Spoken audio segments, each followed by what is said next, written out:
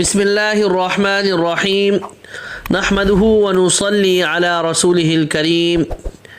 1 minute کا مدرسہ، سبق نمبر 77 الحمدللہ سبق نمبر 77 ہے، اور ہر سبق میں 5 چیزوں کا تذکرہ ہوتا ہے: ترجمہ نماز، ایک سنت، ایک کبیرہ گناہ، گناہ کے نقصانات، طاعت اور عبادت کے فوائد۔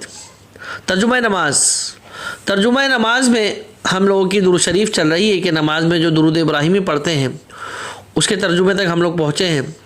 تو وعلی آل محمد، اس کا ترجمہ ہوا کہ اور محمد صلی اللہ علیہ وسلم کی آل پر، یہ اس کا ترجمہ ہوا۔ ایک سنت، کل بیت الخلاء کی یہ سنت بیان ہوئی۔ نمبر 1 کہ پیشاب پخانے کے وقت قبلے کی طرف نہ چہرہ کریں اور نہ اس کی طرف پیٹھ کریں۔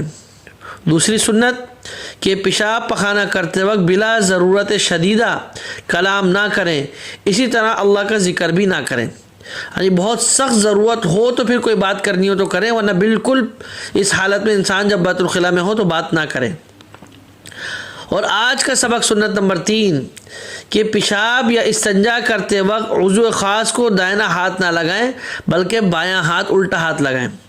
کہ جب انسان اس حالت میں ہو یا اپنی استنجا کر رہا ہو، استنجا کا مطلب جب دھو رہا ہو، تو اس وقت سیدھا ہاتھ استعمال نہ کرے بلکہ الٹا ہاتھ استعمال کرنا چاہیے۔ ایک کبیرہ گناہ، بڑے بڑے گناہ جن پر سخت عذاب کی وعید آئی ہیں، ان میں سے ایک بڑا گناہ ہے کسی کی غیبت کرنا، یعنی پیٹھ پیچھے کسی کا ایسا عیب اور برائی بیان کرنا جو واقعتاً اس میں ہو۔ یعنی کسی کی کوئی برائی بیان کرو، یہ گناہ آج کل عام ہے۔ ہر شخص کہیں بھی مجلس میں بیٹھتا ہے، اس کے بغیر وہ مجلس سے خالی نہیں ہے۔ ہماری بیٹھکیں، ہماری گفتگو ان سے خالی نہیں ہے۔ غیبت ہمیں لازمی کرنی ہے۔ اور غیبت کسے بولتے ہیں کہ کوئی برائی اس کے اندر ہو اس کو بیان کرنا، یہ غیبت ہے، اور یہ کبیرہ گناہ ہے، اس پر سخت عذاب کی وعیدیں ہیں، ان سے بچنا چاہیے۔ گناہ کے نقصانات، زکوٰۃ نہ دینے سے بارش بند ہو جاتی ہے۔ اگر زکوٰۃ نہیں دیتے، اور یہ گناہ بھی آج کل عام ہے، لوگ زکوٰۃ نہیں دیتے ہیں تو صحیح حساب لگا کے نہیں دیتے۔